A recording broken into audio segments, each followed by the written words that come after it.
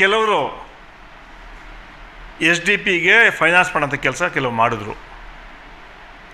ಕೆಲವು ಕಾಣದ ಕೈಗಳು ಇಂಡಿಪೆಂಡೆಂಟ್ಗಳಿಗೆ ಸಹಕಾರ ಕೊಟ್ಟರು. SDP ಸಹಕಾರ ಕೊಟ್ಟು ಅವರಿಗೆ ಶಕ್ತಿ ಕೊಡುವಂಥ ಕೆಲಸ ಕೆಲವು ಮಾಡಿದ್ದಾರೆ.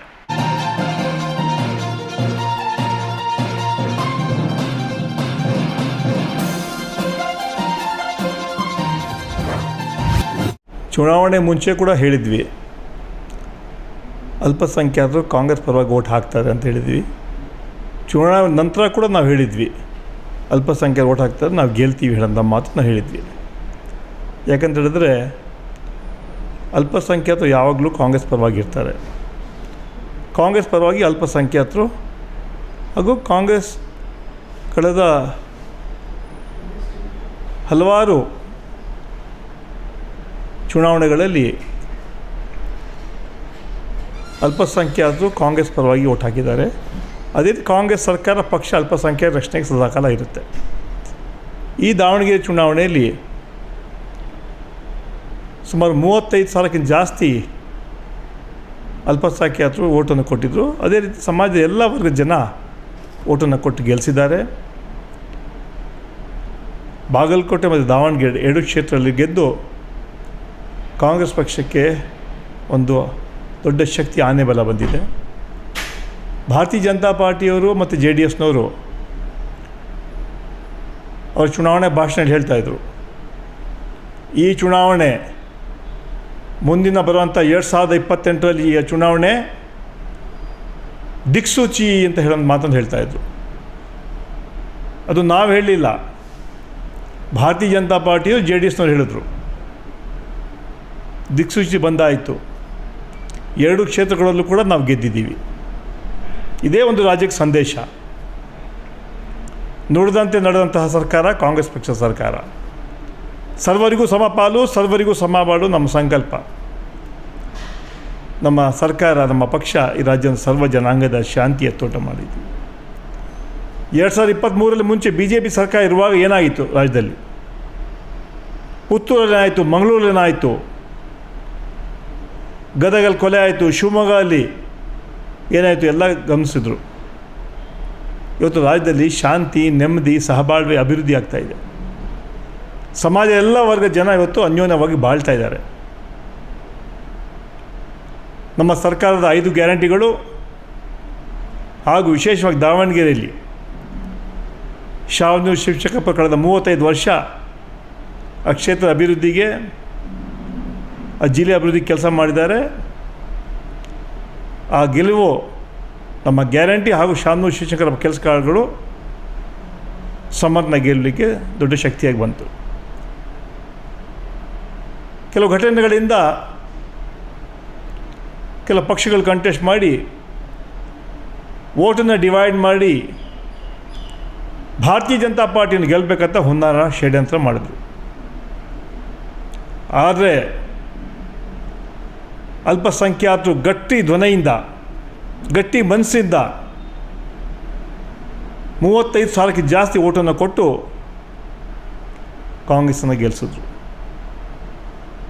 ಅಲ್ಪಸಂಖ್ಯಾತರು ಮಾತ್ರ ಅಲ್ಲ, ಬಹುಸಂಖ್ಯಾತರು ಹಾಗೂ ಸಮಾಜದ ಎಲ್ಲ ವರ್ಗದ ಜನ ಕಾಂಗ್ರೆಸ್ ಪಕ್ಷದ ನಾಯಕತ್ವಕ್ಕೆ, ಕಾಂಗ್ರೆಸ್ ಪಕ್ಷಕ್ಕೆ ಓಟನ್ನು ಹಾಕಿದ್ದಾರೆ. ಇವತ್ತು ಸಾಮಾನ್ಯ ಸಿದ್ದರಾಮಯ್ಯ ನಾಯಕತ್ವದಲ್ಲಿ, ಸನ್ಮಾನ್ಯ DK ಶಿವಕುಮಾರ್ ನಾಯಕತ್ವದಲ್ಲಿ ನಾವು ಚುನಾವಣೆ ಗೆದ್ದಿದ್ದೀವಿ.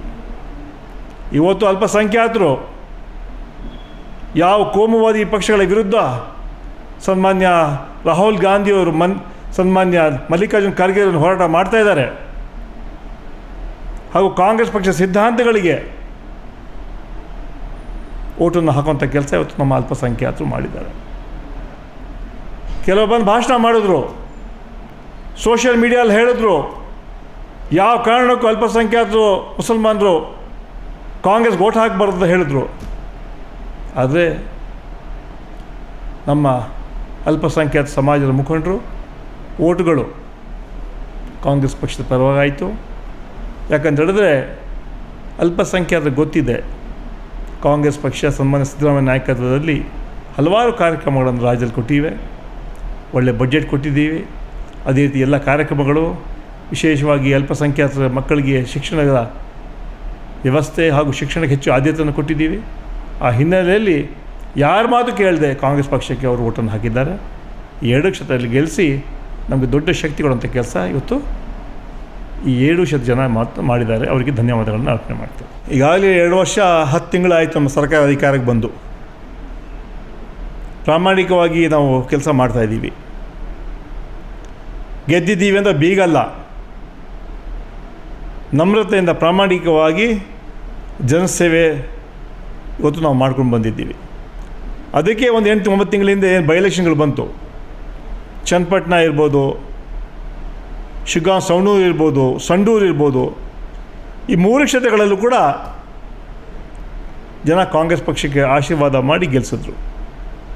ಅದೇ ರೀತಿ ಈ 2 ಕ್ಷೇತ್ರಗಳು ಕೂಡ ನಮ್ಮ ಕೆಲಸಗಳಿಗೆ ಬೆಚ್ಚಿ, ನಮ್ಮ ಕಾರ್ಯಕ್ರಮಗಳಿಗೆ ಬೆಚ್ಚಿ ಜನ ಮತ್ತೆ ಈ 2 ಕ್ಷೇತ್ರದಲ್ಲಿ ಕಾಂಗ್ರೆಸ್ ಪಕ್ಷಕ್ಕೆ ಓಟನ್ನು ಕೊಟ್ಟು ಗೆಲ್ಲಿಸಿದ್ದಾರೆ. ಭಾರತೀಯ ಜನತಾ ಪಾರ್ಟಿಯವರು ಭಾಷಣ ಮಾಡ್ತಾಯಿದ್ರು, JDSನವರು ಭಾಷಣ ಮಾಡ್ತಾಯಿದ್ರು, ಈ ಚುನಾವಣೆ 2 ಕ್ಷೇತ್ರಗಳಲ್ಲಿ ಕಾಂಗ್ರೆಸ್ ಸೋಲುತ್ತೆ, ಇದೇ 2028ರಲ್ಲಿ ದಿಕ್ಸೂಚಿ ಅಂತ ಮಾತನ್ನು BJP JDSನವರು ಹೇಳಿದರು. ನಾವು ಹೇಳಿದಲ್ಲ, ಕಾಂಗ್ರೆಸ್ನವ್ರಲ್ಲ, ಇವರೇ ಹೇಳಿದ್ದು. ಆ ದಿಕ್ಸೂಚಿ ಅಂತ ಹೇಳಿದ್ರೆ ಇದೇ ದಿಕ್ಸೂಚಿ 2022ರಲ್ಲಿ ಕಾಂಗ್ರೆಸ್ ಪಕ್ಷ ಮತ್ತೆ ಅಧಿಕಾರಕ್ಕೆ ಬರುತ್ತೆ. ಅವರು ಹೇಳೋ ಮಾತನ್ನು ನಾವು ಕೂಡ ಹೇಳ್ತೀವಿ. ಜನ ಇವತ್ತು ಕಾಂಗ್ರೆಸ್ ಪಕ್ಷದಿಂದ ಬಹಳ ಸಂತೋಷವಾಗಿದ್ದಾರೆ. ಸಮಾಜದ ಎಲ್ಲ ವರ್ಗದ ಜನ ಇವತ್ತು ಕಾಂಗ್ರೆಸ್ ಪಕ್ಷದ ಪರವಾಗಿದ್ದಾರೆ, ನಮ್ಮ ಕಾರ್ಯಕ್ರಮಗಳಿಗೆ ಒಪ್ಪಿದ್ದಾರೆ. ಕಾಂಗ್ರೆಸ್ ಪಕ್ಷ ಸಿದ್ಧಾಂತಗಳಿಗೆ ಶಕ್ತಿ ಕೊಡುವಂಥ ಕೆಲಸ ಇವತ್ತು ಜನ ಮಾಡ್ತಾರೆ. 2028ರಲ್ಲಿ ಕೂಡ ನಾವೇ ಮತ್ತೆ ಅಧಿಕಾರಕ್ಕೆ ಬರ್ತೀವಿ ಅಂತ ವಿಶ್ವಾಸವನ್ನು ವ್ಯಕ್ತಪಡಿಸ್ತಾ ಇದ್ದೀನಿ. ಸುಮಾರು 20-21 ಸಾವಿರ ಓಟ್ಗಳು ಹೋಗಿದೆ. ಅದು ನಮ್ಗೆ ಬರಬೇಕಾಯಿತು. ಆದರೆ ಕೆಲವರು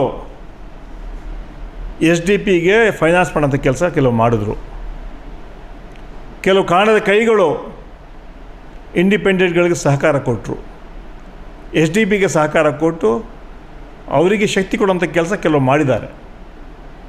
ಅದಕ್ಕೆ ಸನ್ಮಾನ್ಯ ಮುಖ್ಯಮಂತ್ರಿಗಳು ಮೊನ್ನೆ ಪತ್ರಿಕಾಗೋಷ್ಠಿಯಲ್ಲಿ ಹೇಳಿದರು, ಅದು ಕೂಡ ನಾವು ತನಿಖೆ ಮಾಡಿಸ್ತೀನಿ, SDP ಇಷ್ಟು ಓಟ್ ಹೆಂಗೆ ಬಂತು ಅಂತ ಮಾತನ್ನು ಕೂಡ ಅವ್ರು ಹೇಳಿದ್ದಾರೆ. ಅದರಿಂದ ಮುಂದಿನ ದಿನಗಳಲ್ಲಿ ಯಾವ ರೀತಿ SDP ಓಟ್, ಯಾರು ಹಿಂದೆ ಇದ್ದರು, ಯಾರು ಅವ್ರಿಗೆ ಸಹಕಾರ ಕೊಟ್ಟರು, ಎಲ್ಲ ವಿಚಾರಗಳನ್ನು ನಮ್ಮ KPCC ಅವರು ಎನ್ಕ್ವೈರಿ ಮಾಡ್ತಂಥ ವಿಶ್ವಾಸ ಇದೆ. ಆದರೆ ನಾವು ಸುಮಾರು 5-6 ಸಾವಿರ ಓಟ್ಗಳನ್ನು ಗೆದ್ದಿದ್ದೀವಿ. ಅದರಲ್ಲೂ ವಿಶೇಷವಾಗಿ ಈ ಚುನಾವಣೆ ಗೆಲುವಿಗೆ ಅತ್ಯಂತವಾಗಿ ಹೆಚ್ಚಿನ ರೀತಿಯಲ್ಲಿ ಅಲ್ಪಸಂಖ್ಯಾತರು ಸಹಕಾರ ಕೊಟ್ಟಿದ್ದಾರೆ. 35,000ಕ್ಕಿಂತ ಜಾಸ್ತಿ ಓಟುಗಳು ಅಲ್ಪಸಂಖ್ಯಾತರು ಕಾಂಗ್ರೆಸ್ ಪಕ್ಷಕ್ಕೆ ಓಟನ್ನಾಗಿ ಗೆಲ್ಲಿಸಿದ್ದಾರೆ. ಈ ಕ್ಷೇತ್ರದ ಜನರಿಗೆಲ್ಲ, ಈ ರಾಜ್ಯದ ಜನರಿಗೆ ಸಂದೇಶ ಕೊಡ್ತೀವಿ. 2 ವರ್ಷ 10 ತಿಂಗಳಲ್ಲಿ ಪ್ರಾಮಾಣಿಕವಾಗಿ ಸಮಾಜದ ಎಲ್ಲ ವರ್ಗ ಜನರ ಹಿತವನ್ನು ಕಾಪಾಡಿಕೊಂಡು 5 ಗ್ಯಾರಂಟಿಗಳ ಮೂಲಕ ಕಾರ್ಯಕ್ರಮ ನಾವು ಕೊಟ್ಟಿದ್ದೀವಿ. ನೋಡಿದಂತೆ ನಡೆದಿದ್ದೀವಿ, ಮಾತು ಕೊಟ್ಟಂತೆ ನಡ್ಕೊಂಡಿದ್ದೀವಿ, ಗ್ಯಾರಂಟಿಗಳನ್ನ ಅನುಷ್ಠಾನಕ್ಕೆ ತಂದಿದ್ದೀವಿ. ಅದರಿಂದ ಪ್ರತಿ ಮನೆಗೂ ಕೂಡ ಸರ್ಕಾರದ ಕಾರ್ಯಕ್ರಮ ತಲುಪಿದೆ.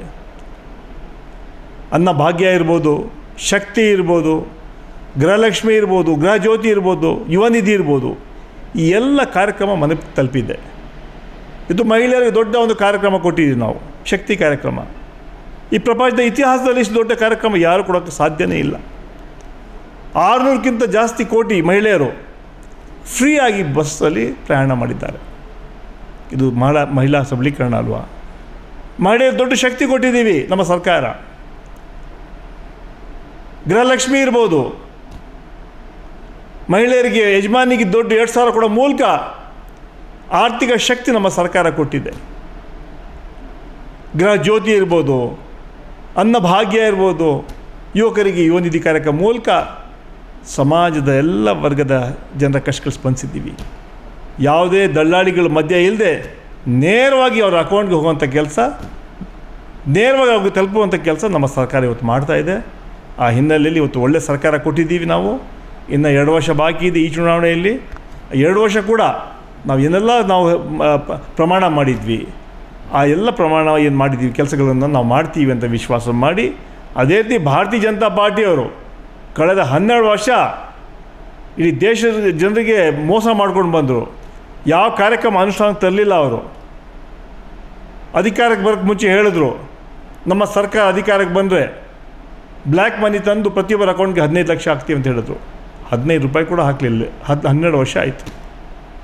ನಮ್ಮ ಸರ್ಕಾರ ಅಧಿಕಾರಕ್ಕೆ ಬಂದರೆ ಪ್ರತಿ ವರ್ಷ 2 ಕೋಟಿ ಉದ್ಯೋಗ ಕೊಡ್ತೀನಿ ಯುವಕರಿಗೆ ಅಂತ ಹೇಳಿದರು. 24 ಕೋಟಿ ಉದ್ಯೋಗ ಕೊಡಬೇಕಾಯಿತು. 24 ಲಕ್ಷನೂ ಕೂಡ ಕೊಡೋಕ್ಕಾಗಲಿಲ್ಲ. ರೈತರಿಗೆ ಡಬಲ್ ಇನ್ಕಮ್ ಮಾಡ್ತೀವಿ ಅಂತ ಹೇಳಿದ್ರಿ, ಯಾವ ಡಬಲ್ ಇನ್ಕಮ್ ಆಗಲಿಲ್ಲ. ಇವತ್ತು ಬೆಲೆ ಏರಿಕೆ. ನಮ್ಮ ಸರ್ಕಾರ UPA ಸರ್ಕಾರ ಕೇಂದ್ರದಲ್ಲಿ ಅಧಿಕಾರದಲ್ಲಿರುವಾಗ, ಮನಮೋಹನ್ ಸಿಂಗ್ ಪ್ರೈಮ್ ಮಿನಿಸ್ಟರ್ ಇರುವಾಗ ಪೆಟ್ರೋಲ್ ಬೆಲೆ 55 ಇತ್ತು. ಇವತ್ತು 100ಕ್ಕೆ ದಾಟಿದೆ. ಇದು ಅಭಿವೃದ್ಧಿನ? ಗ್ಯಾಸ್ ಬೆಲೆ 400 ರೂಪಾಯಿ ಇತ್ತು, 1000ಕ್ಕೆ ದಾಟಿದೆ. ಸೊ ಈ ಹಿನ್ನೆಲೆಯಲ್ಲಿ ಇವರು ನಮ್ಮ ಮೇಲೆ ಟೀಕೆ ಮಾಡೋಂಥ ನೈತಿಕತೆ ಇವ್ರಿಗಿಲ್ಲ.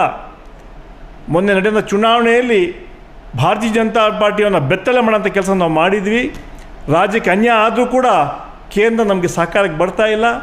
ಮಾದಾಯಿ ಇರ್ಬೋದು, ಮೇಕೆದಾಟು ಇರ್ಬೋದು, ಈ ಕಾರ್ಯಕ್ರಮಗಳಿಗೆ ಅವ್ರು ಸಂಪೂರ್ಣ ಬೆಂಬಲ ಕೊಡ್ತಾ ಇಲ್ಲ. ನಮ್ಮ ರಾಜ್ಯಕ್ಕೆ ಬರುವಂತಹ ಏನು ಹಣದ ಪಾಲೇನಿದೆ ಅದು ತರುವಲ್ಲಿ ನಮ್ಮ ಕೇಂದ್ರ ಸರ್ಕಾರ ಸಂಪೂರ್ಣವಾಗಿ ವಿಫಲವಾಗಿದ್ದಾರೆ. ನಮ್ಮ ಕೇಂದ್ರ ಮಂತ್ರಿಗಳು, ಕರ್ನಾಟಕ ಮಂತ್ರಿಗಳು ಸಂಪೂರ್ಣವಾಗಿ ವಿಫಲರಾಗಿದ್ದಾರೆ. ರಾಜ್ಯಕ್ಕೆ ಅನ್ಯಾಯ ಆಗ್ತಾ ಇರುವಾಗ ಕೂಡ ಸುಮ್ಮನೆ ಕೂತ್ಕೊಂಡಿದ್ದಾರೆ. ಬಡ್ಜೆಟಲ್ಲಿ ಯಾವುದೇ ಕಾರ್ಯಕ್ರಮ ಇಲ್ಲ. ಆ ಹಿನ್ನೆಲೆ ಎಲ್ಲ ವಿಚಾರಗಳನ್ನು ನಾವು ಜನರಿಗೆ ಹೇಳಿದ್ವಿ. ಅದಕ್ಕೆ ನಮ್ಮ ಈ 2 ಚುನಾವಣೆಯಲ್ಲಿ ಜನ ಕಾಂಗ್ರೆಸ್ ಪಕ್ಷಕ್ಕೆ ವೋಟ್ ಹಾಕಿ ನಮ್ಮನ್ನು ಗೆಲ್ಲಿಸಿದ್ರು. ಇದೇ ನಾವು ಸಂದೇಶ ಕೊಡಬೇಕಂತ ಬಯಸ್ತಾ ಇದ್ದೀವಿ.